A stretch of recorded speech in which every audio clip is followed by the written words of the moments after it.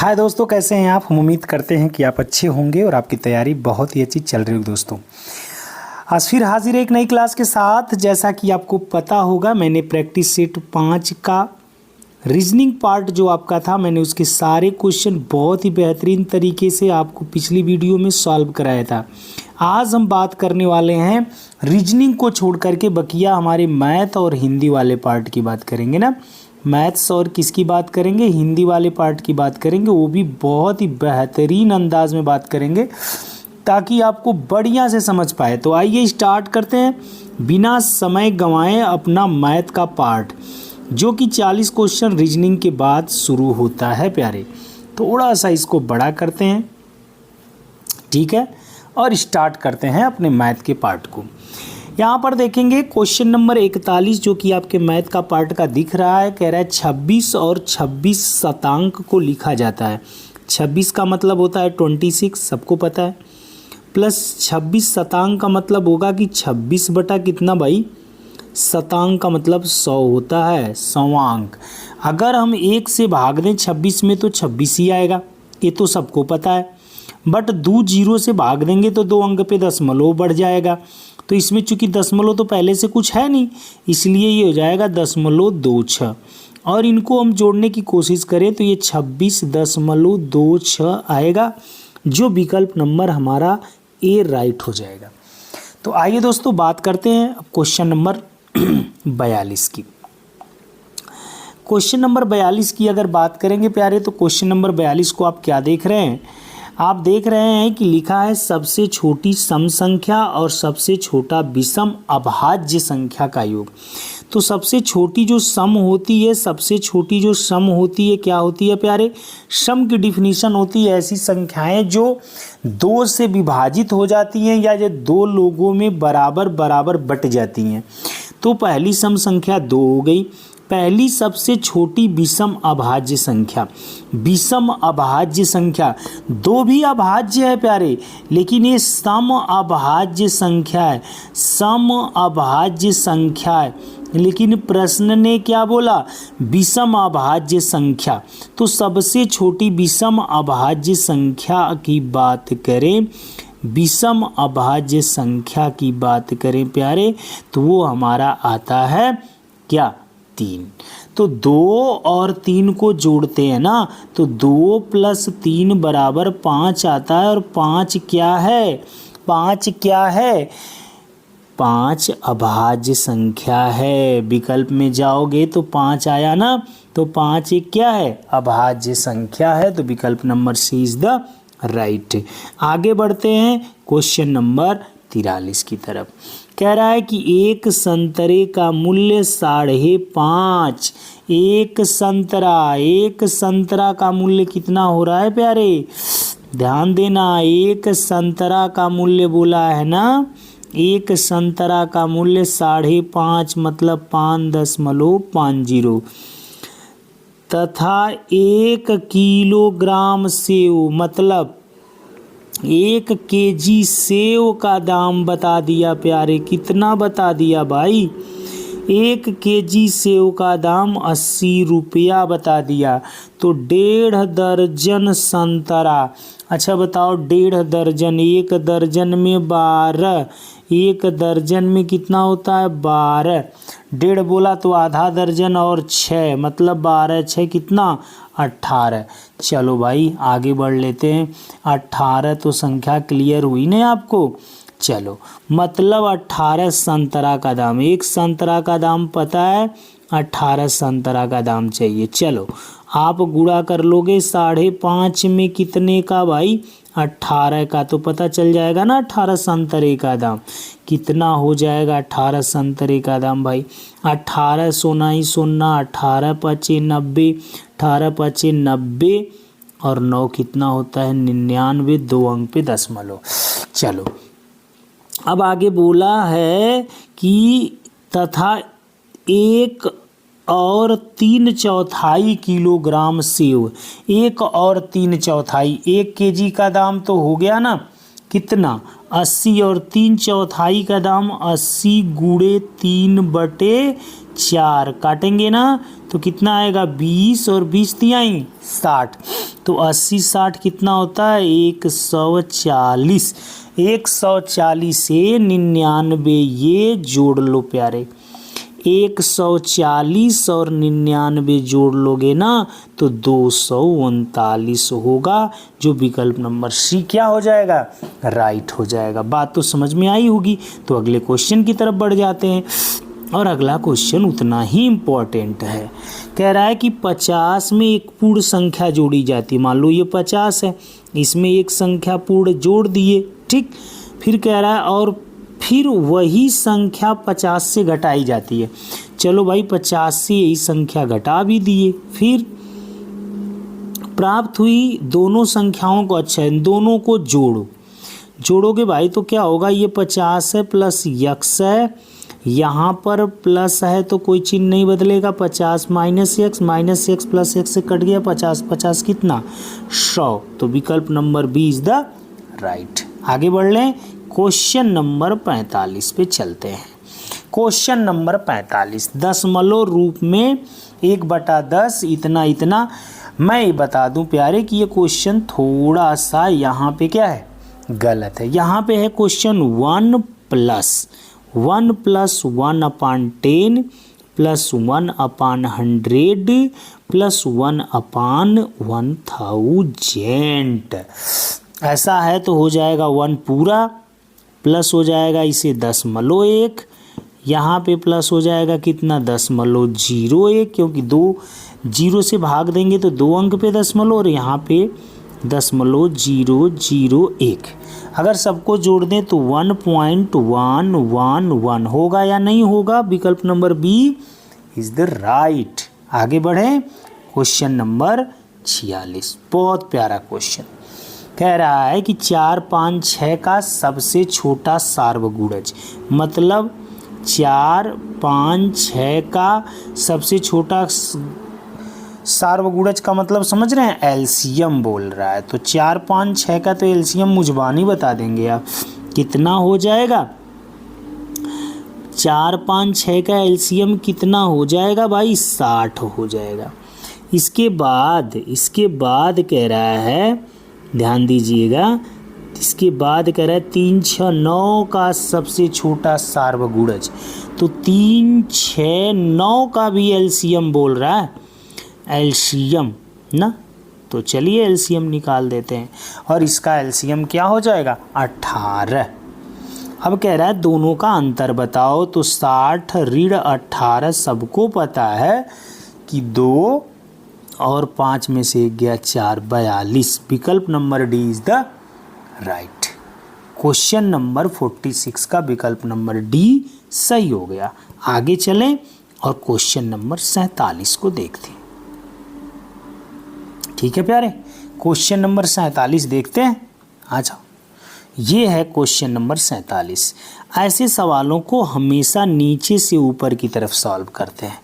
तो आप देखो यहाँ पे लिखा है, पहले इसको सॉल्व करो। 5 एकम 5 4 9, तो ये हो जाएगा 9/5 और जो कि पलट जाएगा 5/9 में। तो क्या देख रहे हो यहाँ पर क्या दिया हुआ है, ऊपर 5 है, नीचे ऊपर यहाँ पर इतने का मान तो आप क्या पा गए 9/5, लेकिन पलट दिया तो क्या हो गया 5/9। ऊपर 3 है तो 5 तिहाई 15/9, मतलब 1 + 15/9। तो 9 एकम 9 और 15 हो जाएगा 24/9। और फिर पलटेगा तो 1 + 2 ना गुणते हो जाएगा 9/24। यही तो 9/24 ये चीज़ यहाँ पे आपको मिल रही है। तो 2 से आप काट देंगे 12, यहाँ पे 3 तिरी 9, 3 चौक को 12, 3/4 मतलब 1 धन 3/4, 4 एकम 4 3 7, तो 7 बटा कितना हो रहा है 4 हो रहा है, 7/4। तो विकल्प number A is the right. मतलब मिला जुला के कॉन्सेप्ट है कि नीचे से ऊपर की तरफ सॉल्व करते जाते हैं। आगे बढ़ जाएं, क्वेश्चन नंबर 48 देख लें प्यारे। देखो क्वेश्चन नंबर 48, 54 36 और 24 का सबसे बड़ा सामान्य भाजक मतलब मौस 54, 36 और 24 का क्या, 24 का क्या प्यारे, मौस, कौन सी चीज़, मौस बोला ना। 54, 36, 24 का मौसा, तो क्या बताया गया था, जो पास पास है उनका क्या कर लेते हैं, अंतर कर लेते हैं। ठीक है, तो अगर अंतर करें इनका तो कितना आएगा, बताओ अंतर कितना आएगा प्यारे, अंतर कितना आएगा, 24 और ये अंतर है 12 का। कितने का अंतर है, 12 का, है ना। तो 12 से तो 24 कटता है, 12 से 36 कटता है, लेकिन क्या 12 से 54 कटता है, नहीं। तो 12 को काटने वाला 12 से छोटा कौन है, 6। तो 6 से तो 54 भी कटता है, 6 से 36 भी कटता है, 6 से 24 भी। इसका मतलब हमारा मौसा सबसे बड़ा सामान्य भाजक क्या हो जाएगा, 6 हो जाएगा।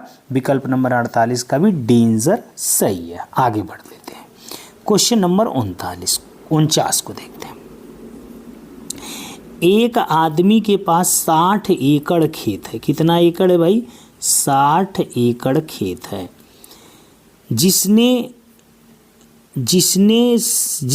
से 12 एकड़ की जुताई की जा चुकी है। 12 एकड़ खेत का कौन सा भाग अभी तक जोता जाना बाकी है। अच्छा, 12 एकड़ का हो गया, तो 12 कितना में से, 60 में से, तो 12 एक कम 12, 12 पच्चे 60, तो 1/5 तो जोता जा चुका है। तो कितना बाकी है, 4/5। भाई 5 में से एक ठो जोता गया, तो 4/5 बाकी है। तो 4/5 विकल्प number A is the right. तो 49 का विकल्प नंबर कौन सा सही हो रहा है, ए सही हो रहा है। आगे चलें प्यारे, क्वेश्चन नंबर कौन सा देखेंगे अब, 50 देखेंगे। दिया क्या है, 120 का 25%, 25% का मतलब 25/100 प्लस 380 का मतलब गुणा 40 बटे कितना, 100, 40 बटे कितना प्यारे, 100 बराबर उसने बोल रखा है 637। तो मैं 637 का कितना भाग, ठीक है, तो 637 का x भाग मान लेते हैं। ठीक है, 737 से इसमें भाग दे देंगे तो आ जाएगा। देखिए 1 0 कट गया, 5 पचे 25, 5 दूना के 10, 2 छके 12, 6 पचे 30। Very good. यहाँ पर 1 0 2 0, 4 बटे 32, 4 तिहाई 12, 3 15, 152 में 30 जोड़ दिया तो 182, और यहाँ पे 637 गुणते x। लास्ट वाले कैलकुलेशन को ध्यान दें आप, क्योंकि इसी को आगे बढ़ाएंगे। 637, अब x बराबर क्या हो जाएगा, 182/637। आगे बढ़ लें, 182/637, 182/637, नहीं गड़बड़ गड़बड़ गड़बड़ गड़बड़, 182/637 जी, 182/637। काटते हैं इनको, किसी चीज़ से देखिए तो कट जाते हैं क्या जी। यहाँ पे काटने की कोशिश करते हैं तो ये हमारा किससे कटेंगे भाई, देखिए जरा, 13 से कटेंगे क्या, या 7 से कटेंगे। 7 दूना के 14, 7 छके 42 कट रहा है जी, 7 से। 7 दूना के 14, 7 छके 42, 7 9 63, 7 1 कम, 13 दूना के 26, 13 7 91, 2/7, 2/7 विकल्प number A is the right. 50 का विकल्प नंबर ए कौन सा सही हो जाएगा। आगे बढ़ने प्यारे, अब देखते हैं क्वेश्चन नंबर 51। 10 मीटर कपड़े का क्रय मूल्य 11 और 11 मीटर कपड़े का क्रय मूल्य 10 रुपया। देखो 10 मीटर कपड़ा है, 10 मीटर कपड़ा है और इसका क्रय मूल्य कितना दिया, 11 रुपया। तो 1 मीटर कपड़ा का क्रय मूल्य है ना, ये सीपी है, ध्यान देना, 11/10 रुपया हो जाएगा। ठीक है, ये बात क्लियर हो गई कि 1 मीटर कपड़े का क्रय मूल्य जो कितना हो रहा है, 11/10 रुपया। अब आते हैं 11 मीटर कपड़े का मूल्य, विक्रय मूल्य दिया हुआ 11 मीटर है और मूल्य कितना है, 10 रुपया। कितना है 10 रुपया। ये क्या है SP है, ध्यान देना ना, ये SP था ना। तो 1 मीटर का कितना हो जाएगा 10/11 होगा, इतना रुपया SP। अब ध्यान दो कौन बड़ा है, यहाँ पे मैं लिख रहा हूँ फिर से ना, मिटाऊंगा अभी, ध्यान देना। तो यहाँ पे 11/10 हमारा था CP, ये CP है, और SP हमारा है 10/11, ये SP है। तो बताओ SP कम हुआ ना, अगर SP कम हुआ CP ज़्यादा है तो हमें क्या हुआ लॉस, तो हो गया हमारा लॉस। चलो घटा लेते हैं, 110 लॉस हो गया, 11 कम 121 माइनस यहाँ पे 100 घटा लेंगे तो 21 बटा हो जाएगा 110। ये तो लॉस आया है, कह रहा है लॉस प्रतिशत बताना है। आगे आते हैं, क्रय मूल्य का ध्यान देना क्योंकि हमको ये क्रय मूल्य चाहिए ना, है कि नहीं। आगे बढ़े तो अब लॉस प्रतिशत बराबर क्या हो जाएगा, लॉस जो कि 21/110 था, है ना, और हमारा क्रय मूल्य कितना था, क्रय मूल्य के बारे में 11/10, तो 11/10 को 11/10 और गुणते क्या कर दें 100। क्लियर है ना, ये जो आएगा यही आंसर प्रतिशत में आएगा। अब इसको कैलकुलेशन कर लेते हैं, तो 21/110 गुणते 10/11 गुणते 100, चलिए 11 ना, 1 0 से कट गया, ऊपर हो गया 2100, नीचे हो गया 11 का 11 में 121, तो ऊपर 2100 और नीचे 121। ये आपका आंसर इतना प्रतिशत जो विकल्प नंबर ए में दिया गया है। तो 51 का कौन सा सही हो गया, ए सही हो गया। आगे बढ़ लें, क्वेश्चन नंबर 52 कह रहा है 1600 रुपया 2 वर्ष 3 माह के साधारण ब्याज इतना रुपया। साधारण ब्याज इस पर दिया है, SI बराबर PRT/100। P मतलब मूलधन, R मतलब दर, T मतलब समय। तो यह SI दिया है 252, P भी दिया है 1600, R निकालना है, T दिया है कितना 2 वर्ष 3 माह। तो 2 वर्ष तो वर्ष में, 3 माह में 12 से भाग दे के इसको भी बदल लेते हैं, 3 एकम 3, 3 चौको 12, तो 2 सही 1/4, तो 4 दूना के 8 1 9, मतलब 9/4 कितना, यहाँ पे रख दें 9/4 और नीचे क्या है 100। 2 0 से तो उड़ी गया, 4 चौको 100 भी हो गया। क्लियर है ना, पेंट चेंज कर लेते हैं। अब देखना ध्यान से है, नीचे तो कुछ नहीं है, ऊपर 9 और 4 है, तो 4 से ही पहले काटते हैं, 4 6 के 24, 4 3 12, 9 7 63, तो R बराबर कितना आ जाएगा 7%, जो विकल्प number C is the right. आगे बढ़ें, ध्यान से देखिएगा, कर लीजिएगा, कई बार आप वीडियो चला सकते हैं। दीपा एक डाकघर, कह रहा है कि दीपा जो है एक डाकघर पत्र में पार्सल डाक से भेजने के लिए जाती है। डाक की दरें इस प्रकार से है ना, चलो डाक की दरें दिया है 20 ग्राम या उससे कम, 20 ग्राम या उससे कम रहेगा तो 5 रुपया, प्रत्येक अतिरिक्त 20 ग्राम, 20 ग्राम के बाद प्रत्येक 20 ग्राम पे 2 रुपया पार्सल भार, ठीक है। 50 ग्राम पत्र का भार है यहाँ पे, और पार्सल का भार करा 50 ग्राम है तो 5 रुपया, और प्रत्येक अतिरिक्त 50 ग्राम पे 3 रुपया। अब आगे चलते हैं, प्रश्न और बड़ा है तो आगे थोड़ा सा करना होगा ना। चलो भाई, कहाँ है प्रश्न, इधर देखना पड़ेगा ना। अब दीपा क्या कर रही है, दीपा 2 पार्सल 250 ग्राम और 300 ग्राम भार के हैं, 2 पत्र क्रमशः 20 ग्राम और 20 ग्राम और 35 ग्राम, ठीक, ओके। अब ध्यान देने की बात है यहाँ पे। चलो थोड़ा सा बैक मुझे जाना पड़ेगा ना, चलते हैं। यहाँ से क्या मिला था मुझे कि पार्सल की बात करें तो 50 ग्राम है तो 5 रुपया या उससे कम, ना, और उसके बाद प्रत्येक 50 ग्राम पे 3 रुपये। चलो ठीक है, देखते हैं पहले।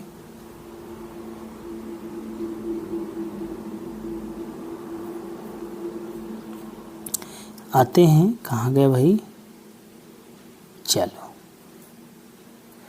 तो 50 ग्राम पर, तो 50 ग्राम पर 5 रुपया हो गया, और कट हो और 50 ग्राम इसके बाद होगा 200, 4 गो, तो प्रत्येक 50 ग्राम पे 3 रुपया, 4 तिहाई 12, ये तो यहाँ पे हो गया।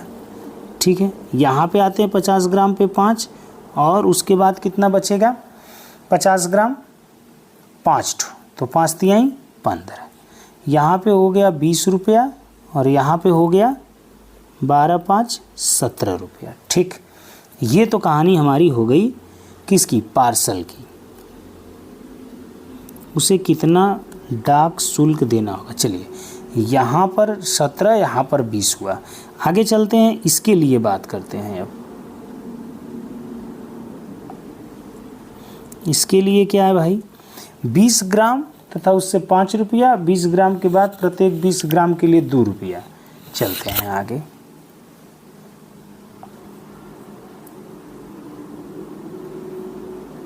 ठीक है, तो यहाँ पर 20 ग्राम है, तो इसका तो होगा कितना 5 रुपया ना, तो 17 5 इसका कितना हो गया 22, 17 5 22। इधर वाला तो क्लियर हो गया 22।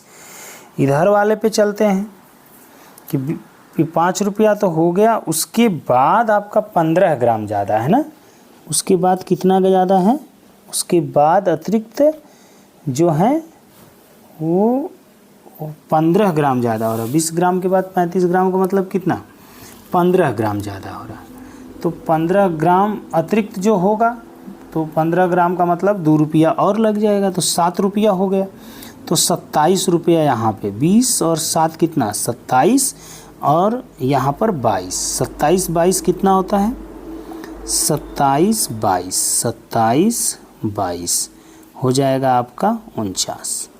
देख लीजिए, विकल्प नंबर शायद बी राइट है क्या, जी विकल्प number B is the right. 49 रुपया कैसे आया आप समझ पाए होंगे, मुझे उम्मीद है। आगे बढ़ लेता हूँ प्यारे। अब देखता हूँ क्वेश्चन नंबर 54। एक बीकर में 3/7 भाग पानी, बीकर को ऊपर तक पानी भरने के लिए 16 लीटर चाहिए।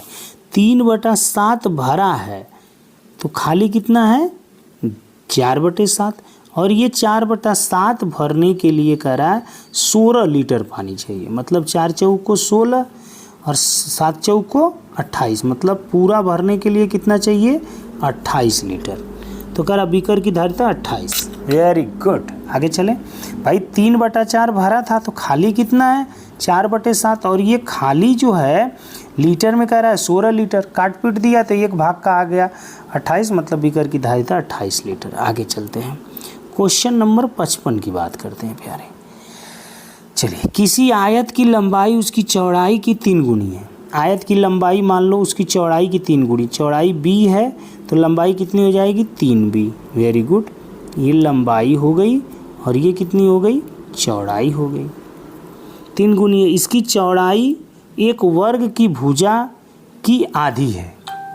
इसकी चौड़ाई जो है ये b एक वर्ग है कोई, इसकी भुजा की आधी है, एक वर्ग की भुजा की आधी है, मतलब ये भुजा इसकी कितनी हो जाएगी 2b हो जाएगी, जिसका परिमाप 72 सेंटीमीटर है, मतलब इस वर्ग का। चलिए परिमाप तो 2b 2 4b 2 6b 2 8b, मतलब 8b बराबर हमारा कितना हो जाएगा 72, 8 9 72, मतलब b का मान क्या आ गया, b का मान 9 आ गया। तो इसका मतलब चौड़ाई हो गया 9, 9 3 27 हो गई लंबाई। तो कह रहा है वर्ग के क्षेत्रफल से कितना, आयत का क्षेत्रफल वर्ग के क्षेत्रफल से, तो बताइए 9, तो इसकी भुजा होगी 9 दूना के 18। अब 18 हो गया तो 18 का वर्ग 324, तो वर्ग का क्षेत्रफल तो 324 हो गया, भुजा का स्क्वायर, और इनका तो गुणा करना होगा ना लंबाई और चौड़ाई का। तो 9 7 63 को 3, और 9 दूना के 36 और 6 कितना होता है 42। तो अब इनका अंतर करेंगे कितना अधिक है तो पता चल। 13 में से 4 गया 9, 13 में से 4 गया भाई 9, और 11 में से 2 गया 9। जी बिल्कुल 99 आ रहा है। खोजिए 99 कहीं है क्या? यहाँ पर दिया है आयत का क्षेत्रफल वर्ग के क्षेत्रफल से अधिक है। जी बिल्कुल अधिक था, अभी आपने देखा। आयत का और आयर भाई इसका था 27 गुणे कितना 9, और इसका था 324 18 का वर्ग, तो 9 सत्ते 63 था और 9 दूना के 36 6 42 423 था। आयत का क्षेत्रफल वर्ग के क्षेत्रफल, आयत और वर्ग दोनों के परिमाप बराबर हैं। आयत का परिमाप वर्ग के परिमाप, वर्ग का क्षेत्रफल और नहीं, पहला वाला विकल्प राइट होना चाहिए 55 का। 55 का पहला वाला विकल्प राइट है या नहीं है, फिर से देखना होगा। आयत का क्षेत्रफल वर्ग के क्षेत्रफल से अधिक है, तब कहाँ से भाई बात कर रहा है? आयत का क्षेत्रफल वर्ग के क्षेत्रफल से अधिक है। जी बिल्कुल आयत का क्षेत्रफल वर्ग के क्षेत्रफल से अधिक तो था। और परिमाप की बात बोला है, तो इसका तो 72 आ गया। इसका कितना आ जाएगा भाई? 27 27 54 9 9 18 18 54 कितना होता है 72। ये भी तो 72 आ रहा है, ये भी तो सही आ रहा है। दोनों का परिमाप भी बराबर हो गया, परिमाप भी बराबर हो गया। आयत और वर्ग दोनों के परिमाप बराबर हैं। आयत का क्षेत्रफल वर्ग के क्षेत्रफल से अधिक है, तब तो यहाँ दो विकल्प राइट हो गए, विकल्प नंबर ए विकल्प नंबर बी ना। तब तो इनकी बात गलत हो गई भाई ना, है कि नहीं? आयत का क्षेत्रफल वर्ग के क्षेत्रफल से क्या हो जाएगा? ज़्यादा हो जाएगा, क्योंकि आयत की लंबाई उसकी चौड़ाई की 3 गुनी, ये दिया हुआ था कंडीशन। तो इस आंसर में थोड़ी सी गड़बड़ी हो गई ना, तो क्वेश्चन थोड़ा सा कन्फ्यूजन है। दो विकल्प राइट हो गए। चलिए कोई बात नहीं, कभी कभी हो जाता है। अगले क्वेश्चन की तरफ बढ़ते हैं। प्रथम 50 प्राकृतिक संख्याओं का औसत, तो पहली 1 होगी, अंतिम क्या होगी 50। हमने बताया था दोनों को जोड़ के आधा कर दीजिए, अगर अंतर बराबर है तो 51, और 51 का आधा होता है 25.5। विकल्प number B is the right. आगे बढ़ लेते हैं प्यारे। 56 का हो गया हमारा बी। और अगला क्वेश्चन निम्नलिखित में से कौन सा कथन सही है? कह रहा है कि जो क्वेश्चन नंबर हमारा 57 है, कह रहा है कि 1 मिलीलीटर जो होता है, 1 मिलीलीटर जो होता है 1 लीटर का शतांश है। चूँकि 1 मिलीलीटर जो होता है, 1 मिलीलीटर जो होता है 1 लीटर का शतांश है, 1 लीटर का शतांश है, 1 लीटर का शतांश है। शतांश 100वां भाग है। 1 मिलीलीटर 1 लीटर का 100वां भाग। कह रहा है सही नहीं है, ध्यान दीजिए, तो ये नहीं सही है। 1000वां भाग होता है भाई, पहला वाला नहीं सही है। अगला देखते हैं। 1 लाख बराबर होता है 100,000 के, तो सही है। 1 करोड़ बराबर होता है 100 लाख के, भी सही। 1 सेंटीमीटर 1 मीटर का शतांश है, ठीक है। विकल्प नंबर ए सही नहीं है, इसलिए हमारा विकल्प नंबर ए ही राइट होगा, क्योंकि जो गलत है वही बताना है। इस प्रश्न में ध्यान देने की बात है। संख्या 7086 में शून्य का स्थानीय मान क्या होगा? तो शून्य ही होगा ना। शून्य का स्थानीय मान क्या होगा? शून्य ही होगा। आगे बढ़ते हैं। 59 में देखते हैं। एक व्यक्ति एक दिन में 115 रुपया कमाता है, तो वह 2 सप्ताह में कितने रुपये कमाएगा? एक दिन में 115, तो 2 सप्ताह में 14 दिन, तो 14 का गुणा अगर 115 में करल जाई तो 14 25 70 को 0 हासिल 7, 14 कम 14 7 21, 14 कम 14 15 16, 1610 रुपया वो कमाई। विकल्प नंबर ए राइट हो जाई। तो 59 नंबर भी हो गया। आगे चलते हैं। लास्ट क्वेश्चन मैथ का देखते हैं। वह राशि ज्ञात कीजिए, तो राशि को x मान लिया, जिसका 30%, तो 30% बराबर होना चाहिए 6। तो ये बोला है x गुणते 30/100, 30/100 बराबर 6। 0 से 0 कट गया, 3 1 कम 3, 3 दूना के 6, 10 जाके गुणा हो जाएगा, तो x की वैल्यू आ जाएगी 20, जो विकल्प नंबर डी राइट हो जाएगा। विकल्प number D is the right. तो प्यारे मैं इस तरह से क्या किया, मैथ के सारे जो क्वेश्चन थे उसको हमने सॉल्व कर लिया, और आपने देख भी लिया होगा कि आपके कितने सही हुए थे, क्योंकि ये पेपर ऑलरेडी हो चुका था आपका। और जिन लोगों को ऑनलाइन देख रहे हैं तो उनका भी पता कर लिए होंगे कि उन्हें कितना आ रहा था इसमें। तो अभी के लिए फ़िलहाल इतना ही, नेक्स्ट क्लास में मिलेंगे हिंदी का पार्ट लेके। और बड़ा अच्छा होता है क्योंकि हिंदी का पार्ट जितना आसान है उतना ही बच्चे इसमें गलत करते हैं, और गलत अगर आपने हिंदी के पार्ट में किया तो फिर सिलेक्शन नहीं होगा। सिलेक्शन क्या होगा? नहीं होगा प्यारे। इसलिए हिंदी के पार्ट का सलूशन बहुत जल्दी डाल रहा हूँ, ज़रूर देखिएगा। तो अभी के लिए फ़िलहाल इतना ही, नेक्स्ट क्लास मिलेंगे। जय हिंद दोस्तों।